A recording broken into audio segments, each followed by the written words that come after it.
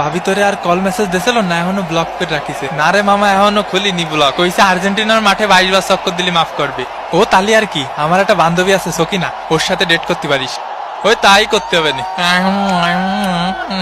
আস্তে আস্তে গুহা থেকে বের হচ্ছে টিম আর্জেন্টিনা। সিকুতির কুতিরকে আজকে যে কয়টা বইরে দেবে নে কি দাদা।